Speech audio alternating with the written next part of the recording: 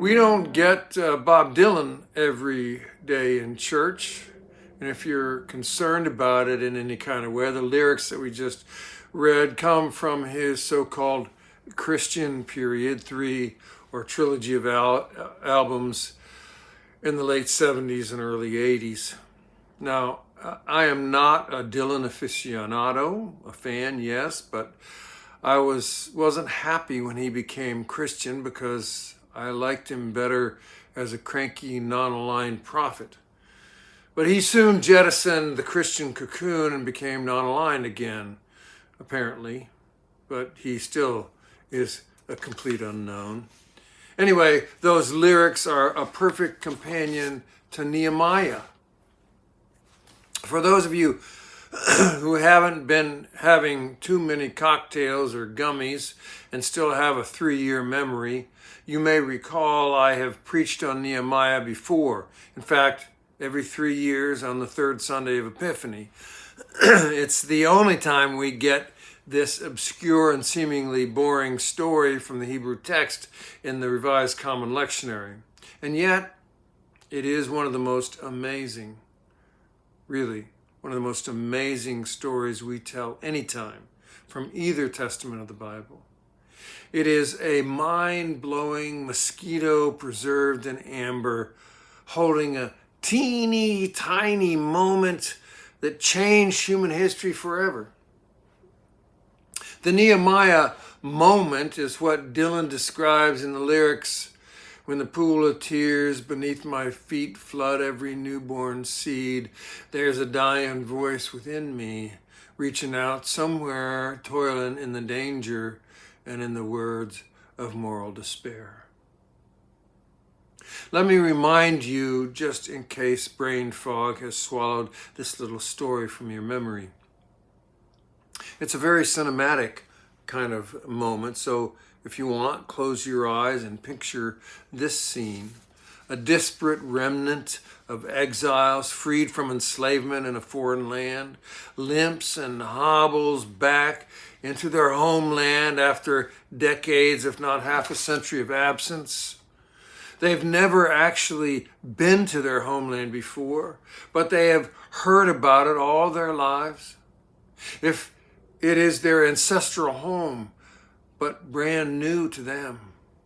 All they know are the stories that they heard about a shining city on a hill, Jerusalem. So this ragtag group of ancients, the only ones brave enough to risk the harsh distance, return only to find their once famous city still in ruins. All they knew before stumbling into the rubble was that once upon a time, in generations past, they had had a magnificent homeland. They had had a capital city with an enormous and ornate temple where the people came to worship. They had had a king. They had had farms. They had had orchards. They had had rivers. They had had pastoral life of goodness. They had called it the Promised Land. All of it destroyed and eclipsed from them by miles and miles of forced exile. Sounds like a bad movie. A dark and fearsome empire, in this case the Babylonians, had crushed the ancestors' army and stolen them away to another country and enslaved them. But now, generations later, the Babylonians were ground into the dust of history, as all empires sooner or later are. Then the next great empire said that they could go home again.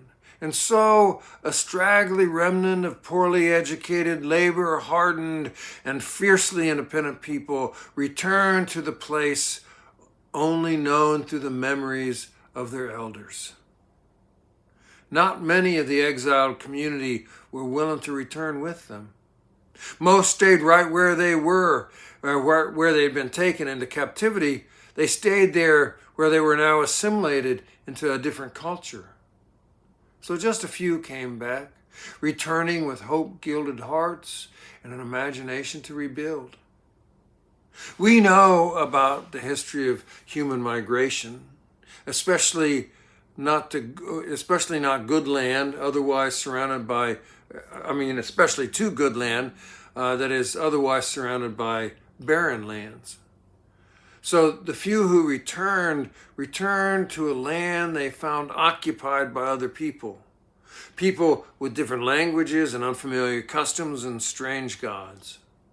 The few who did come back did not even speak their own ancient language. They did not even know the language of their religion, kind of like us who don't speak Greek or Latin or Celt or Swahili or Mandarin. This is something we don't think about when we hear a Bible story. These people, they did not speak Hebrew. By the time of Ezra and Nehemiah, Hebrew was already a dying language. Hebrew was not spoken among ordinary people of Israelite descent because it had become a religious language, a language of ritual, like Latin became in Roman Catholicism. By the time they arrived back in the land of their ancestors, very few, if any, understood Hebrew. So now we can understand the scene that is depicted in that reading today. It describes the very first reading of Torah to a gathering of strangers amidst the rubble of Jerusalem. After 2 or 3 or 5 generations of exile, forced labor and absence, Hebrew was spoken again in the place where the temple once stood. If we've ever lost something or someone we cherished, and then suddenly we're reunited, then we know the power of that moment. So there in the rubble, Ezra, a priest, and Nehemiah, a layperson, began the task of re-educating Israel and bringing back to life a nearly dead religion and culture. As Dylan wrote, "When the pool of tears beneath my feet flood every newborn seed, there's a dying voice within me, reaching out somewhere, toiling in the danger and in the morals of despair." There are so many moments in human history where ancient stories or a language, even a religion, hang by a thread, a fragile spider's silk of memories. Some of them perish into the abyss of time without ever leaving a trace. Some wiggle free for a moment, only to die malnourished over the years. This one lived. Ezra and Nehemiah stand there telling the people that the present moment is a time of joy, an occasion for feasting and for celebration. And then, this Bible story says, people weep.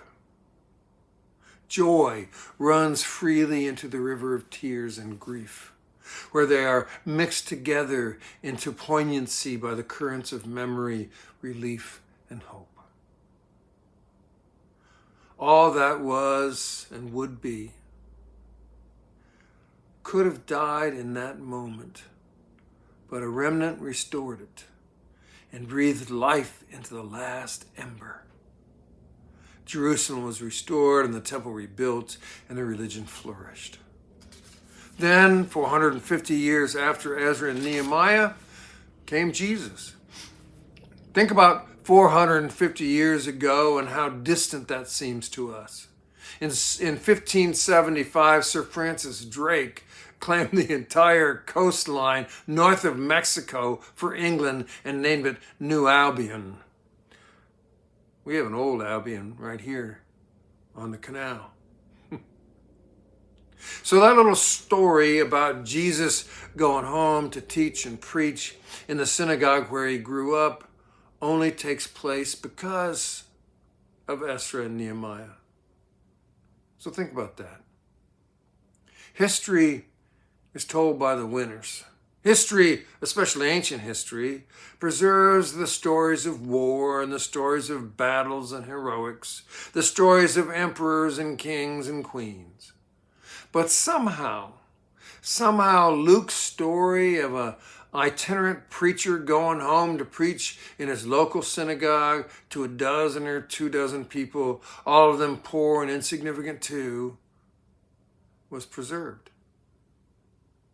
But it would not have happened, nor would it have been preserved, if not for Ezra and Nehemiah 450 years before, a moment captured in the story of a remnant passed down generation upon generation upon generation.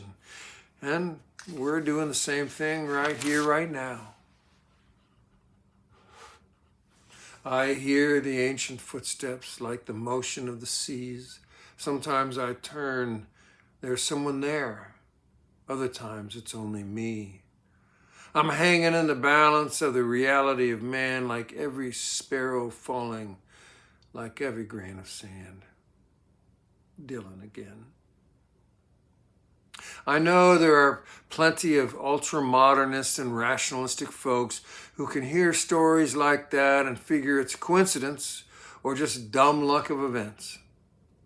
I like to imagine it is the dance between hope and humanity, between the ordinary and the sacred, two-stepping, and sometimes waltzing even across time.